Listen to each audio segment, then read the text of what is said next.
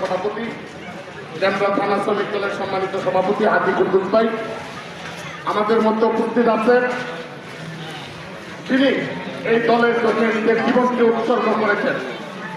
জীবন বাজি রেখে বেশিরভাগী হাসিনা বিরোধী আন্দোলন সংগ্রামে আমাদের নেতৃত্ব দিয়েছেন ঢাকা 5 আসনে বিএনপির অভিভাবক, আমাদের সকলের প্রিয় নেতা জনাব আলহাজ নবুল্লাহ নবী ভাই। আমাদের মধ্যে উপস্থিত আছেন ডেমরা থানা বিএনপির সম্মানিত সভাপতি সেলিম রেজা ভাই। আমাদের মধ্যে উপস্থিত আছেন সিনিয়র যুগ্ম আহ্বায়ক ডেমরা থানা বিএনপি জামান ভাই। আমাদের মধ্যে উপস্থিত আছেন যাত্রাবাড়ি থানা বিএনপির সম্মানিত যুগ্ম আহ্বায়ক লনি ভাই, মুকিব ভাই। ডেমরা থানা শ্রমিক দলের সদস্য সচিব, মাজাহাট শহর শ্রমিক দলের সকল নেতৃবৃন্দ, যুব দল, ছাত্র দল, স্বেচ্ছাসেবক দল, মহিলা দলের নেতৃবৃন্দ। আসলে বক্তব্য দেওয়ার কিছু নেই। আমাদের নেত্রী দেশনেত্রী বেগম খালেদা জিয়া বাংলাদেশে গণতন্ত্রকে প্রতিষ্ঠা করার জন্য এই পেশিবাদী হাসিনাকে বিদায় করে আপনাদের ভোটের অধিকার আদায় করার জন্য আমৃত্যু সংগ্রাম করে গেছেন।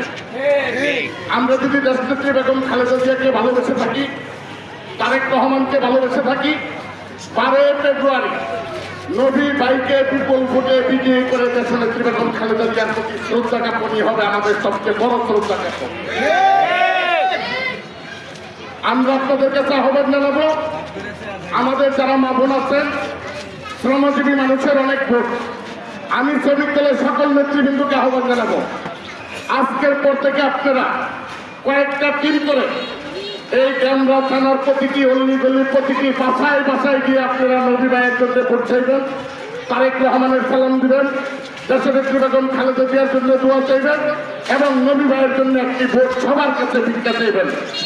আমরা বিশ্বাস করি 12 ফেব্রুয়ারি এই ঢাকা 5 আসনে নবী ভাইয়ের সাথে সেই দখল ব্যবসায়ী কেন্দ্রীয় থাকুক তাদের জামানত বাজেয়াপ্ত হবে। আধুনিক ঢাকা 5 করবো আমরা ইনশাল্লাহ, এই আশাবাদ ব্যক্ত করে আমি আপনাদের সবাইকে আবারও ধন্যবাদ জানিয়ে দেশনেত্রী বেগম খালেদা জিয়ার রুহের মাগফিরাত কামনা করে আমি আমার বক্তব্য শেষ করছি। বাংলাদেশ জিন্দাবাদ, শহীদ রাষ্ট্রপতি জিয়াউর রহমান অমর হোক, দেশনেত্রী বেগম খালেদা জিয়া অমর হোক, তারুণ্যের প্রতীক তারেক রহমান জিন্দাবাদ।